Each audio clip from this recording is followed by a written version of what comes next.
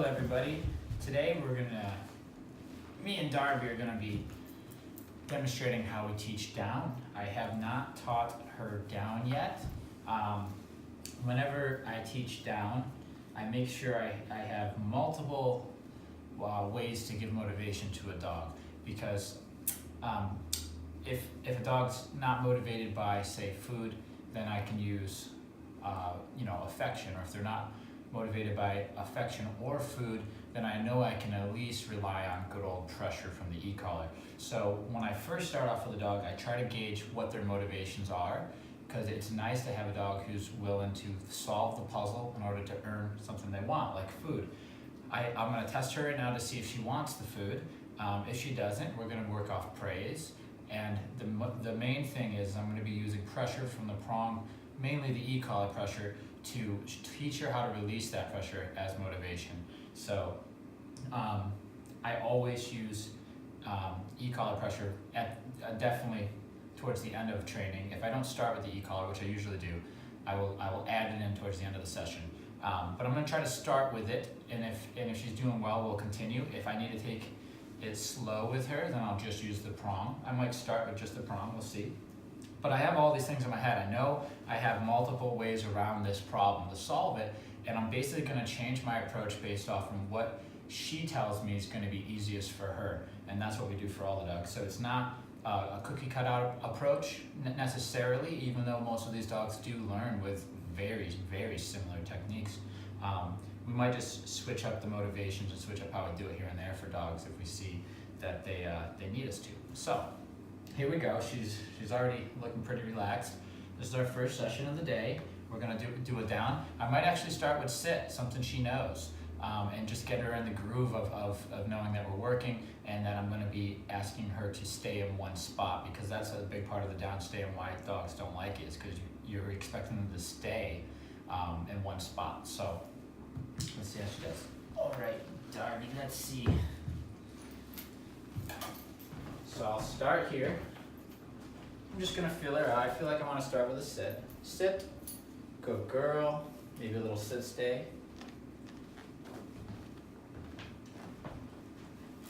Good girl. And this is how I'm gonna see how she feels about this treat. Good girl. She likes it, good, good. Break. So now she's learning, ooh, there's food involved, I can work. Sit, good. So I'm constantly just seeing how she feels about the situation. Good girl. Break. Girl. Sit. Good. Good. Yes. Good. Good. Good. Yes. The sit's easier than the down, so it's nice to start there. Break. Good girl. Good girl. Good job.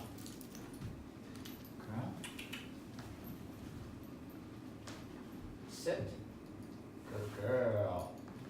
Now I'm gonna try. Something's telling me I'm gonna try a lure first, a food lure first. See how that does. Good girl, yes. So that's working, good girl. Break. So what I did there is I lured her down. This is one technique, and I'll usually try to start with this technique, but there are a good number of dogs who aren't motivated by food enough to do a lure, so we'll use pressure with the e-collar, and maybe we'll get around to showing you that as well. But so that worked. So I'm gonna do a few more of those and start getting it fluent, I guess. and then I'm gonna name it with a down, and I'm gonna actually add in prong pressure down, because I think it's important for dogs to know that as well.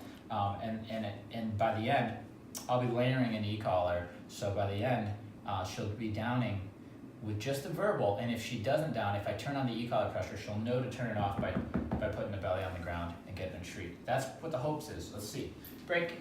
We're always changing, right? We're always reading the dog and seeing what we gotta do. Sit. Good girl. Now she's a smart girl, so I only give her the food when she gets into the down. Break.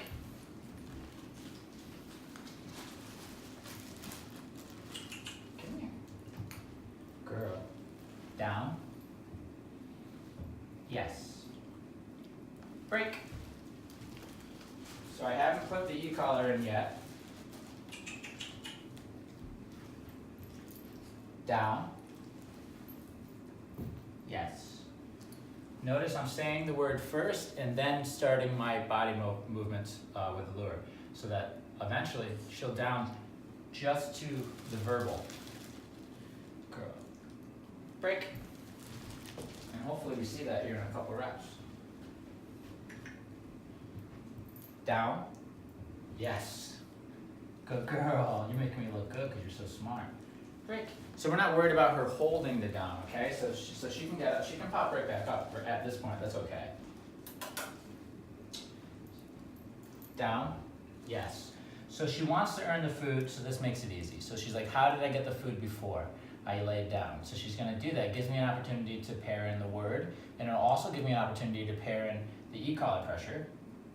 And then we'll go from there. And then we'll switch positions. Like I'll move her on to the hardwood, and that'll be a little different, and she'll have to learn to generalize it. Break.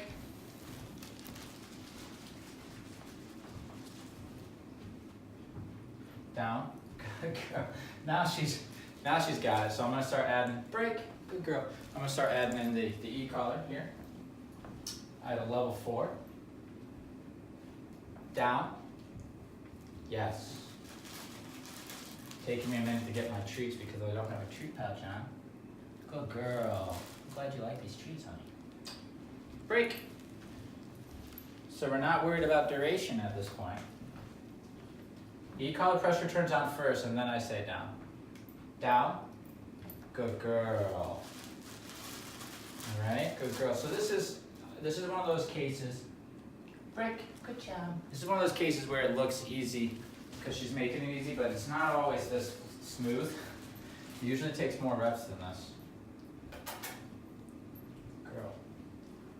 Good girl. Break. Down. Yes. Yeah, Miss Darby Rose. You're a smart girl. So that's why we started with the sit, to kind of ease her into it. I felt like that was a good step. Good girl. Break. Anything I can do to make it easier for the dog to learn. I'm going to try it over here. We're going to try it on. See if this makes a difference. E-collar pressure on first, and then I say down. Down. This gives me a chance to add this in. Down. Good girl. Good girl. So all these little ways of me being able to communicate with her. Break. Like the e-collar and the guidance with the leash. If she didn't get the guidance of the leash there, if she didn't understand it, I would bend over and do the food lure again to help her realize, oh, the leash guidance is telling me to lay down just like the food lure is. And so is in the e-collar. So you can see we're just telling her, we're just trying to teach her that I'm just trying to communicate with you with the leash that I want you to lay down. And eventually the e-collar will take that over.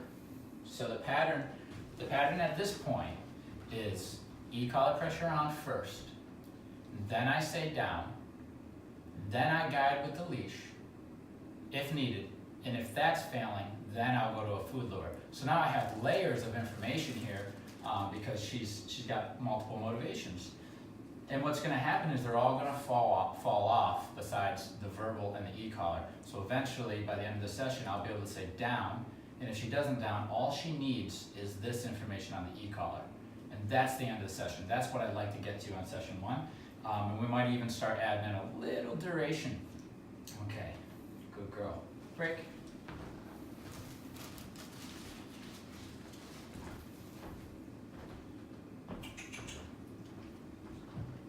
E-collar pressure on first. Down. Good girl. Good girl. Making it look easy. Break. Making it look real easy.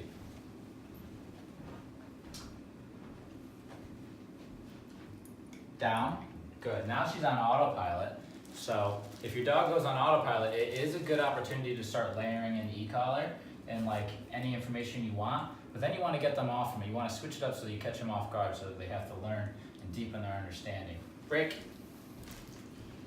One way to do that is to just go onto another surface or keep moving around. If she does down, I'll just ask her to move over here. There we go. So now I can ask her. E-collar pressure on. Down. Off. Good girl. Good girl. Break. Good. Down. Good girl. Break. Good. Down. Good. Break. So this is how we start. Lots of reps. Down. Good girl. So, Darby and I are actually going to continue with this. We're just going to, I'm glad you guys tuned in to see this. So we got to use food lures today, which makes it a little easier because the dog's very motivated to earn the food. We showed you how we layer in the e-collar, and we showed you how we also use this for guidance. Now, remember, if your dog's not food motivated, you would just go straight to leash guidance.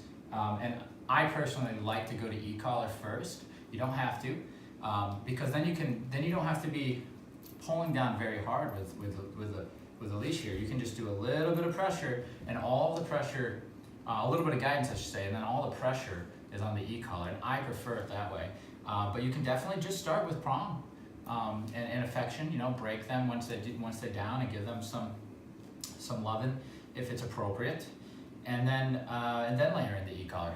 Okay, so but the final product, at least for us, what we want is a dog who knows the command verbally, and that if they need further information, it all happens on the e-collar. That way they're off leash. We don't want to have to use a leash when a dog's going home. When a dog's finished, we want them completely off leash. Good girl. Good girl, kitty. Thank you. Down. Good.